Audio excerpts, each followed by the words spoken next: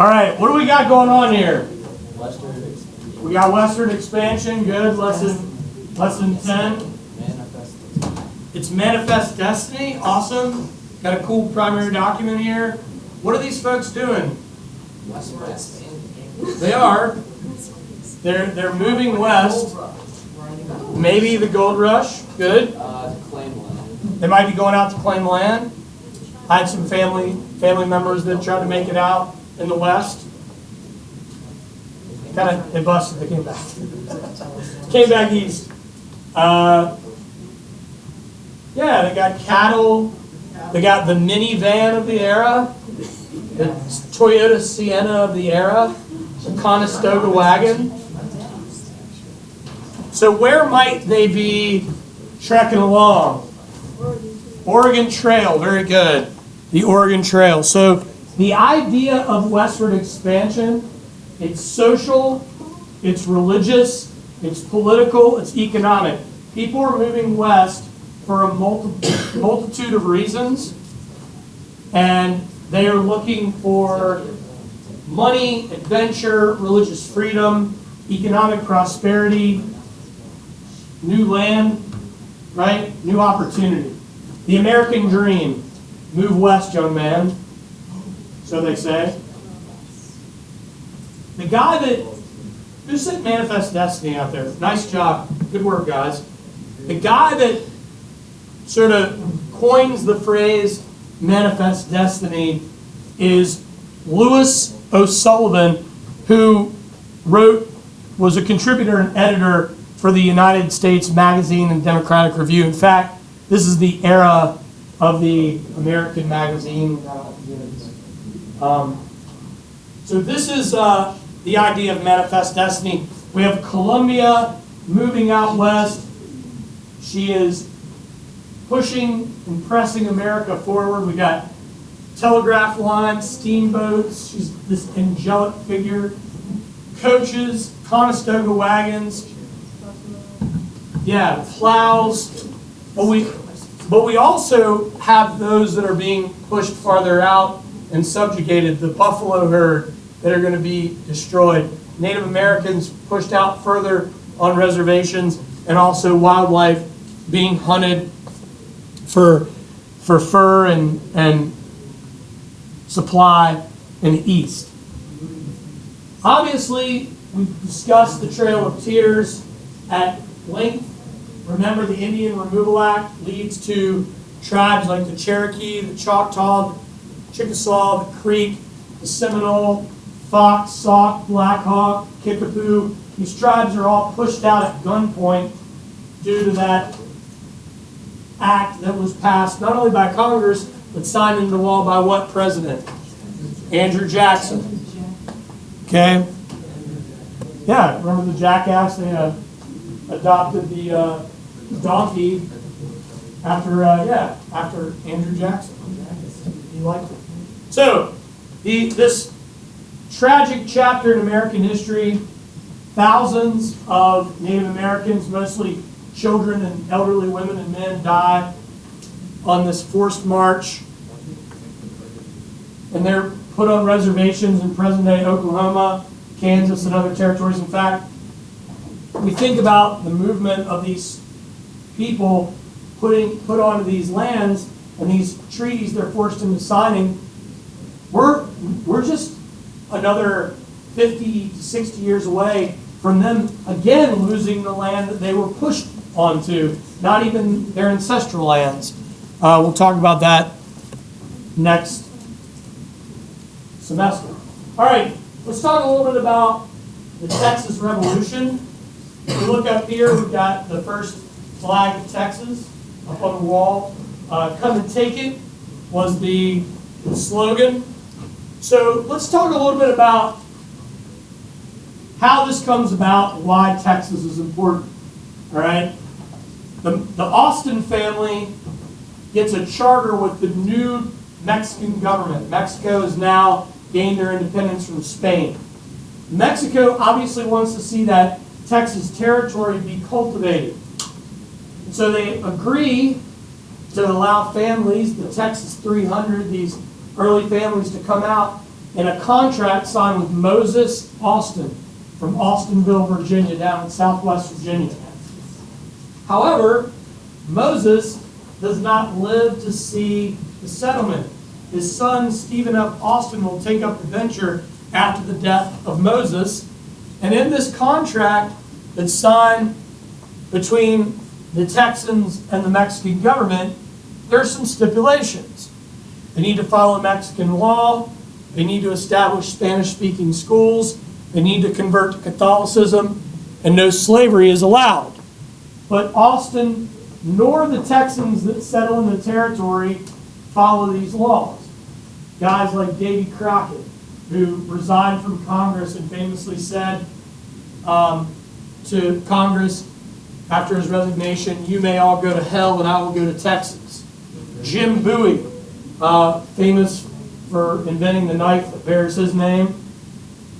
Sam Houston, leader of the Texas Rangers, born in Rockbridge County, Virginia, moved out to Tennessee to take advantage of the political landscape in the West, much like a number of these other folks that moved west as a result of westward expansion beyond Appalachia in this era as well.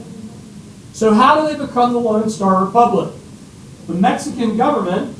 Is the Austin family still around, or we could look through their lineage and see who's still around. Yeah, they got roots in Virginia, and they got roots in Virginia, Missouri, Texas, and all over the South. So we can take a look at that. Austinville is actually it's down near Wytheville. It's like close to Wytheville and Bristol, Virginia, like down in the Panhandle of Virginia. That was where they originated. So how does this come about? Well, the Mexican government comes under the leadership of a military dictator by the name of Santa Anna. He wants the Texans out. So they go to battle at the Battle of Gonzales. This is where the flag comes into play. Come and take it. Come and take the cannon. They fight, and the Texans outnumbered win the Battle of Gonzales. But in this 6-month war, not battle, but 6-month war, the Texans are not going to win all the battles. In fact, there's a couple that are going to be tremendously devastating. 2 of them are the Alamo and the Battle of Goliad.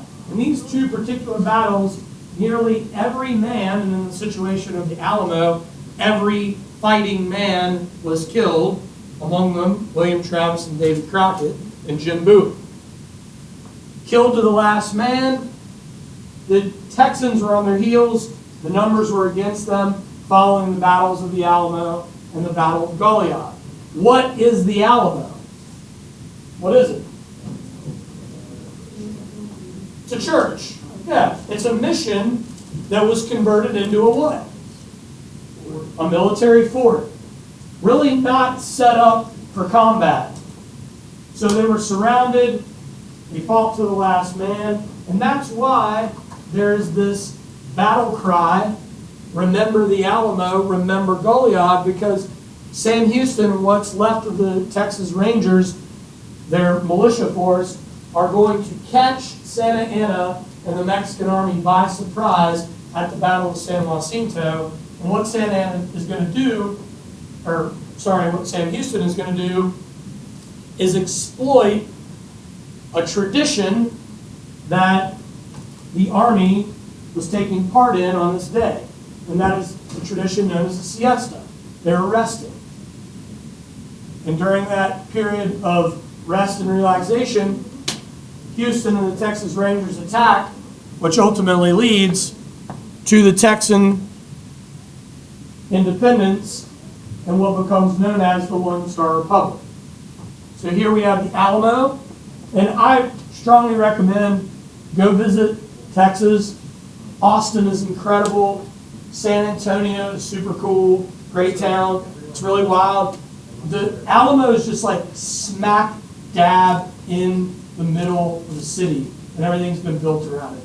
Houston, a bit bigger. It's kind of harder to get around. I mean, Houston's still fun, but so much really incredible history and and charm in both Austin and in San Antonio. Very cool. And then here we have the mural that's painted inside the State House, the Capitol in Austin. And this is Santa Ana surrendering to Sam Houston, who's seated. Yeah, I know. Kind of funny. So the reason that I bring up Texas plays a really big role in the events moving forward toward the Civil War. Because Texas is its own country for 9 years, just under 10 years. Let's talk a little bit about the Webster-Ashburton Treaty. If you don't mind, I'm actually going to move over to the slide. Is everybody good with that? So I can explain it from this position. So this area of Maine and Canada is in dispute between loggers and lumberjacks. And there are these skirmishes and battles that ensue between American lumberjacks in Maine and British Canadian lumberjacks north of the border, but there's no formal border.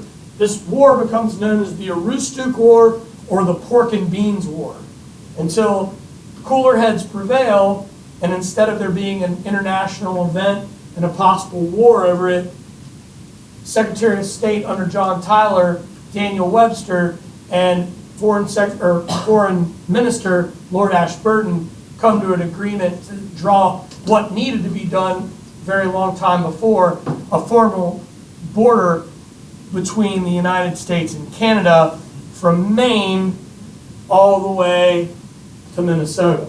And what comes out of this is a lot of really important resources. A lot of fur trade, a lot of timber, and then also iron deposits that came out of the Mesabi Range as well. Let's talk a little bit about James K. Polk. Remember that the Oregon issue dated back prior to the War of 1812. In fact, we can go all the way back to the Oregon issue with our purchase of what? Hang in there. Louisiana. That's it. All the way back to the Louisiana Purchase. So Oregon is in dispute. The War of 1812 kind of settles it, but there's been no formal border that has been drawn. James K. Polk, remember, he goes into office and has this real sort of, he goes in with the campaign of like, look, I'm going to lower the tariff. I'm going to get American finances back on track. We're going to restore the independent treasury. I'm going to clear up this Oregon border issue, and manifest destiny is going to be achieved. His campaign slogan was 5440 or fight. What he's referring to is the longitude lines, right? Longitude, latitude of really an area that reaches farther north, almost to the border of Canada. This is a brilliant political bluff, right? Was Polk willing to go to war? Of course he was. We already know that. But does he want to go to war? No. America doesn't need to fight a war 3,000 miles away from Washington, and they certainly don't need, Britain doesn't need to fight a war 6,000 miles away from London. So a treaty, simply known as the Oregon Treaty, is brokered, and what the United States will gain is Washington, Oregon, Idaho, part of Montana, and part of Wyoming. This is one step closer to the achievement of manifest destiny. Vancouver and all of British Columbia, because of the Columbia River Basin, becomes a British province. War is averted. But not so much with Mexico. Another part of Polk's plan is to buy California for $25 million and all the other Mexican cession territory of what we know as present-day Nevada, Utah, Arizona, New Mexico, part of Texas, part of Colorado, for another $5 million. So you're looking at about a $30 million land purchase. The guy that Polk sends is John Slidell there on the left to broker this treaty for the land purchase. Santa Ana and the Mexican government are not interested in selling this land. Therefore, Slidell is snubbed. In response, the Polk administration sends old rough and ready there, Zachary Taylor, with the army out to the disputed territory along the border of Mexico and Texas. What you need to realize is up there on the wall, that doesn't exist anymore. Texas is no longer an independent republic. They are now a state, and there is a big dispute. The United States claims that the border of Texas goes to the Rio Grande. Mexico claims that it goes to the Nueces. So between the Nueces and the Rio Grande, there's a whole lot of land there. So when Zachary Taylor and U.S. forces march out into this territory and a military battle, more of a skirmish ensues, American soldiers are killed, reporters report back via telegraph that America has essentially been invaded by Mexico. Yeah, that's not the case, but it provided the rhetoric to get this war going. And I'm going to tell you what, this is still a major point of contention with Mexico. And it's been over almost 200 years, right? Just over. So, sorry, yeah. You get the idea. Right. Under 200 years, but still. Well, long enough where it's still unsettling to the Mexican government. So, and the Mexican people. So, here's what we have going on. There are people in Congress that do not want to declare war on Mexico. In fact, Whigs like Abraham Lincoln start to get the nickname Spotty. Do you ever know that? Lincoln's nickname, Spotty Lincoln?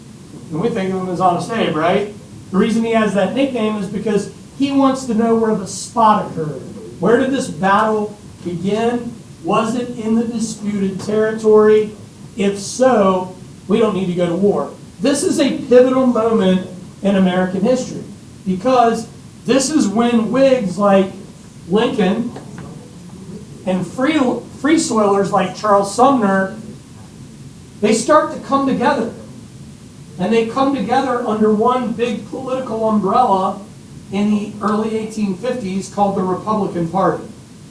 So the Mexican War actually leads to the beginning and birth of the American Republican Party. Congress will declare war. Polk will obviously gladly sign the declaration. And this war is fought on three major fronts. Technically four.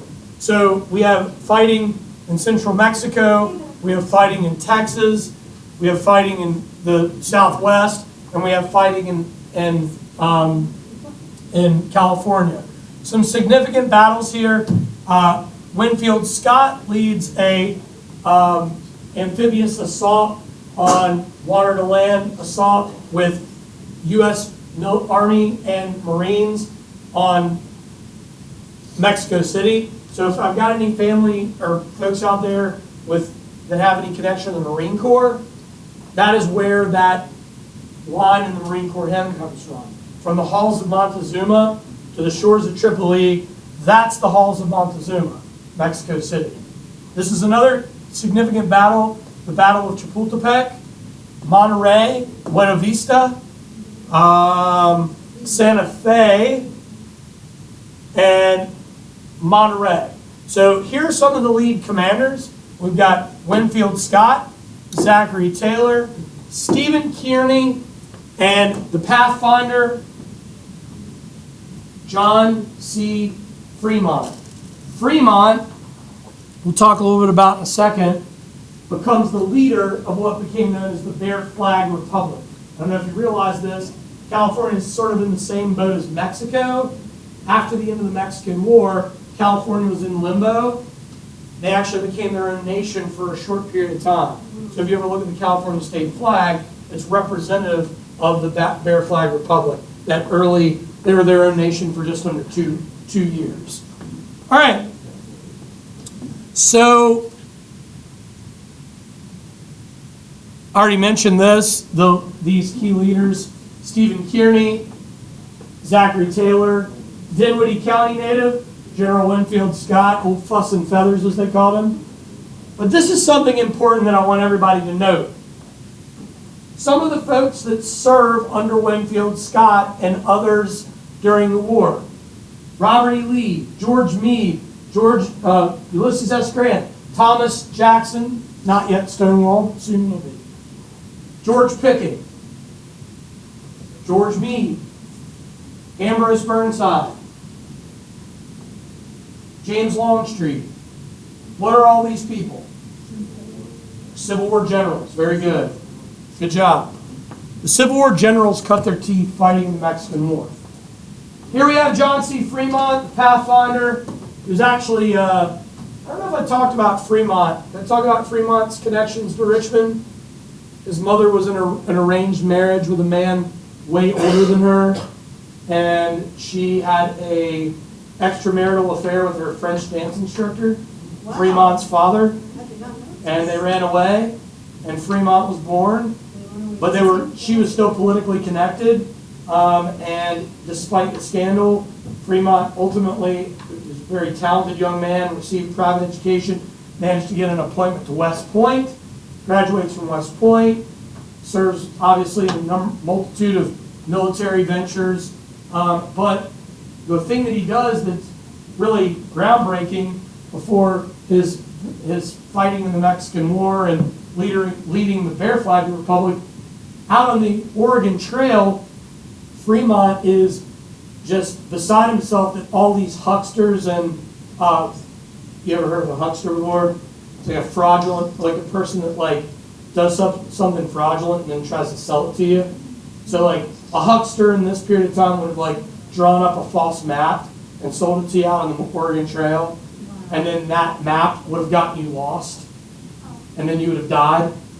So that's something that Fremont had a problem with. So he actually ends up going out and blazing not only the Oregon Trail as we know it, but mapping the trail so the government gets people the maps they actually need. So it's kind of a noble cause, but Fremont had his issues. We'll talk about him a bit later. Remember, he runs against James Buchanan in the election of 1856. He's the first Republican candidate. We also have Winfield Scott here, Old Fuss and Feathers on the right, Dinwiddie County native. So we have Fremont there on the left, Winfield Scott on the right. So this war is settled through the diplomacy of Nicholas Trist, Charlottesville native, and the Treaty of Guadalupe Hidalgo. Ironically enough, America ends up getting all of this for a bit of a bargain. Obviously, there's a great deal of bloodshed in this particular war. It's fought for just under 2 years. But look at this. In the end, what would have originally been a price tag in America's mind of around $30 million, they end up getting the land for $18.25 million. Clearly the war was expensive, not only in the cost of lives, but also financially expensive, but manifest destiny has now been achieved. Here we have the American occupation of Mexico City by Winfield Scott's army, and there on the right is diplomat Nicholas Trist. Now, Polk's profit and loss. Keep in mind, there is a great deal of land gain, but there's also the biggest question. Are these new gained territories going to have slaves? And that is what is going to divide the nation. So this is why we have to say that the Mexican War, obviously, a lot of soldiers died, 13,000 dead soldiers, many of which died of disease. Obviously, it's very costly. Manifest destiny is achieved, but it wasn't really achieved in the most noble pursuit. It was a bit underhanded, think about it. But really, the Mexican, like, we look at it, Texas, the Mexican cession, and the issue of slavery are all entangled together to be one big, large cause of the American Civil War.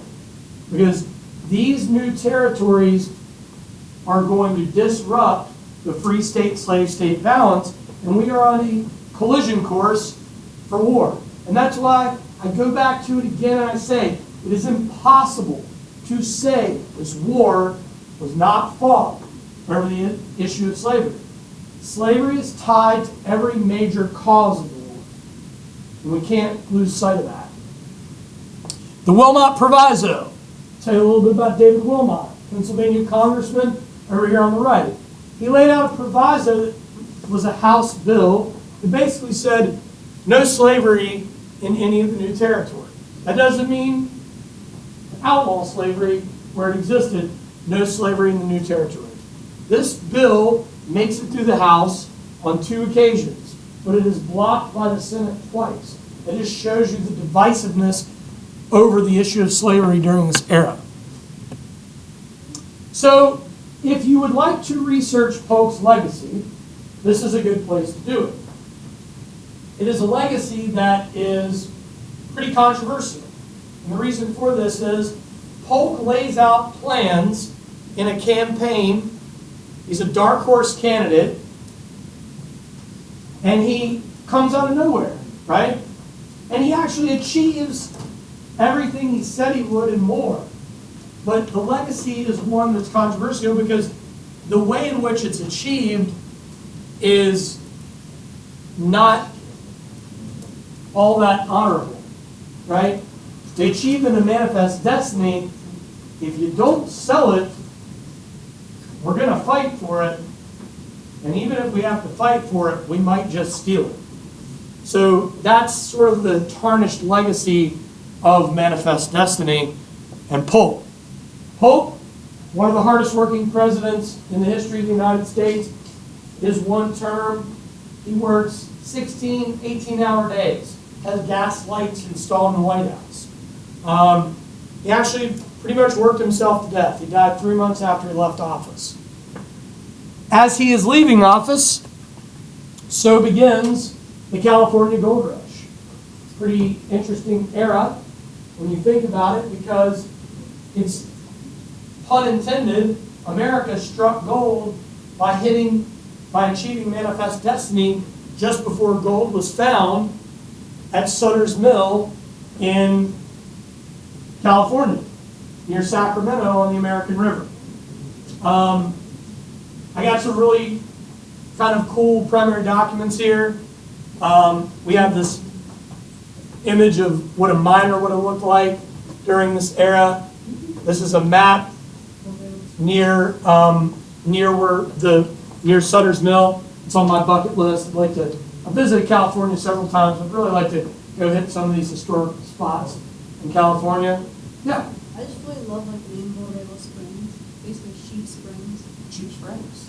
That's cool. Like the Yeah, I'm gonna try to get out there at some point. Sure.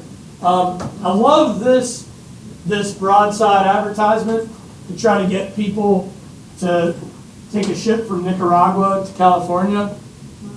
It says steamship, California Steam Navigation Company, Friday, March 23rd, 1849. What are they looking for? 200 jackasses. They're looking for 200 guys to jump on board and head out for the gold rush. I love how they just say 200 jackasses. 200 jackasses. I love it. So passage through $90 to go out. People legitimately, I mean, they left. Teachers ran out of schoolhouses. People just quit working when they found out about the gold rush and ran west. The people that really made a lot of money on the gold rush are folks that went out, and hang with me for one more minute, that took advantage of the opportunity. In entrepreneurs, people selling shovels, pickaxes, people that set up bars to serve whiskey and drink. Really, right now on you is an innovation from the era. If you are wearing jeans, I want you to feel the pockets of your jeans and feel how they're put together. What pockets? Okay? You don't have pockets? You do have rivets, though. Feel on the jeans, feel if you have rivets. You have rivets on your jeans? Yes. Yeah. The rivets on your jeans came from a guy by the name of Levi Strauss. This guy said, you know what? Miners need better jeans. These are falling apart. The riveted technology begins, and here we are still using them today. So, riveting. Another fun. Awesome. Excellent. You guys have any questions? This is where we're going to pump the brakes. We'll move on next with the Industrial Revolution, the first American Industrial Revolution.